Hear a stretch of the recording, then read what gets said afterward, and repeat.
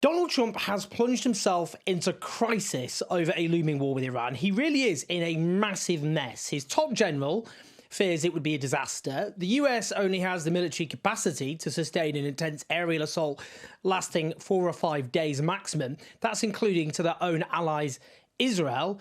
And his allies believe that the US will end up being bogged down in a quagmire. Contrary to his obvious calculations, Iran is not capitulating and he's doubling down on lies. That is kind of a shtick. He's in a massive mess of his own making. Whatever happens, here's another chapter in the decline of Western power. Let's just hear him, shall we, talk about Iran in the State of the Union address he did. And it was notable that he didn't speak about it very much. It wasn't a big centerpiece. There isn't actually this big aggressive campaign to sort of, like in the build-up to the war with Iraq, which went on for months and months and months, propaganda. You're getting that, but nowhere near on the scale. Let's have a listen. My preference is to solve this problem through diplomacy. But one thing is certain, I will never allow the world's #1 sponsor of terror, which they are by far, to have a nuclear weapon. Can't let that happen.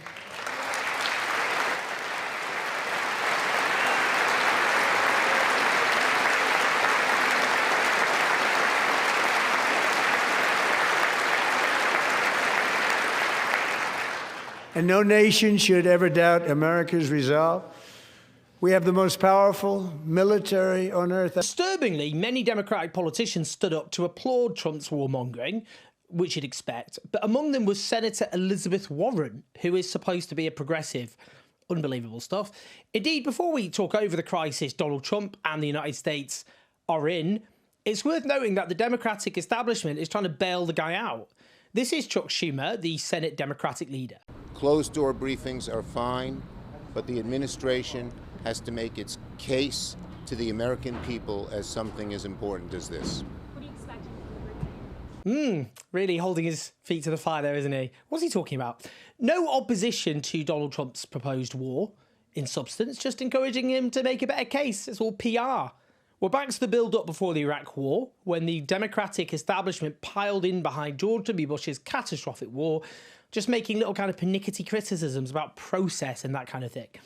That makes even less sense now because at the time, alas, more Americans than not supported the invasion of Iraq. That's not true now.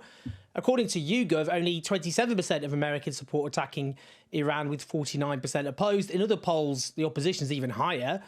But we really are back to the Iraq war in other ways. Last July, Trump said all 3 nuclear sites in Iran were completely destroyed and or obliterated. It would take years to bring them back into service. But now Steve Witkoff, Trump's special envoy to the Middle East, says they're probably a week away from having industrial-grade bomb-making material. Which is it? I mean, that is very WMDs before the invasion of Iraq, isn't it? Indeed, Trump says that Iran refuses to say they'll never have a nuclear weapon. But, I mean, Iran does actually keep saying that over and over again. Their foreign minister has just said, our fundamental convictions are crystal clear. Iran will under no circumstances ever develop a nuclear weapon. Neither will we Iranians ever forego our right to harness the dividends of peaceful nuclear technology for our people. Literally Trump's demand. Sure, it can be debated whether Iran means it, but that's not what's being demanded here.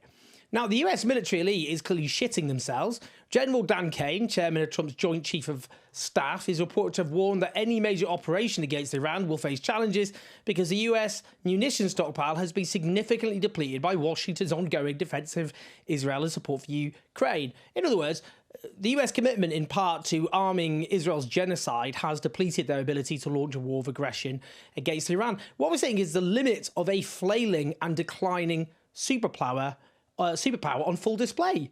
Now, in other meetings, we're also told Kane has also raised concerns about the scale of any Iran campaign, its inherent complexity and the possibility of US casualties, one person said. The general has said that any operation would be made all the more difficult by a lack of allied support, this person said, speaking like others, on the condition of anonymity to discuss private conversations. Well, again, very striking because it speaks to the decline of the US as a superpower. Its military capabilities diminished. And this campaign involves hitting hundreds of targets, such as missile launch sites and air defense systems, across territory that is 3 times greater in size than that of Iraq. But if it's regime change, then the campaign, as is noted in that Washington Post article, would need to attack thousands of targets. That would last not just weeks, but months. But a limited strike, as we'll discuss, is not deemed a viable response in terms of it won't stay limited because of the cycle of violence it would detonate. Now, it was striking as Kane isn't some peacenik. I mean, he's a general, but he was behind the assault on Iran's nuclear sites and the January kidnapping of Venezuelan President Nicolas Maduro. Now, Trump denies this story, claiming it's all 100% incorrect. He said General Kane, like all of us, would like not to see war, but if a decision is made on going against Iran at a military level, it is his opinion that it will be something easily won. We'll see about that. But as the Financial Times quotes one Middle East expert as saying, I think the reality is the president has put himself in a box. That's because he pledged to support Iran's protesters, is engaged in the biggest military build-up since the Iraq War 2003. How did you just walk away from all that without looking drastically weakened? So as this expert says, he has put himself in a situation where unless he manages to extract a considerable concession from the Iranians to avoid a war he doesn't want, he's going to be forced into one. This is a crisis of his own making. Indeed. As the article notes, Trump is chopping and changing his pretext for attacking Iran. What's really interesting in this article is this paragraph. But Israeli intelligence has concluded that even with the imminent arrival of the USS Gerald R. Ford later this week, the US has military capacity to sustain just a 4 to 5 day intense aerial assault or a week of lower intensity strikes, an Israeli intelligence official told the FT. Here's an entirely plausible scenario. The US attacks Iran with a so-called limited attack, and then Iran retaliates by hitting US bases and targets in the Middle East. Trump then attacks more forcefully, and so Iran further escalates, and then you're in a full-blown war. But the US cannot sustain that war. So then what? Indeed, Nate Swanson is a former member of the Trump administration's Iran negotiating team. He's written a striking article headlined, Why Iran Will Escalate, subheading US military strikes and the risk of a quagmire. He thinks that Trump believes that warnings about attacking Iran again are over the top based on precedent and he could secure a clean exit, but he says this time is different. I spent 18 years working on Iran in various US government capacities, including as President Joe Biden's Iran director and on Trump's negotiation team in the spring and summer of 2025. From that experience, I can see that Trump fundamentally fails to grasp that Iranian weakness will not lead the country to capitulate at the negotiating table. His argument is Iran believes that both Israel and the US intend to keep attacking its ballistic missile program, which is the core of the country's self-defense, and that without being more aggressive in response, the regime will be toppled. So as he argues, Trump is in a self-made trap. There's a consistent theme here, and has no real significant reason to attack Iran anyway. He argues too that Iran will not surrender to major demands because of a bombing campaign, and says the supreme leader would prefer death as a martyr than the fall of his regime. Basically, Iran's got nothing to lose here. I mean, it may not just attack US bases, but also target global oil flows. International shipping is being raised here, causing havoc with both the US and the global economy. It may well go after the energy infrastructure of the Gulf Arab allies of the United States. So what happens next? No plan, which is why chaos is entirely plausible, and Turkey is contemplating entering Iranian territory if there's a power vacuum because of the threat of millions of refugees fleeing across borders.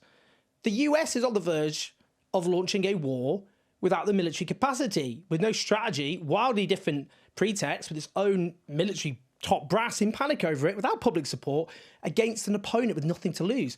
Trump has got himself in a right mess, a really dire mess here.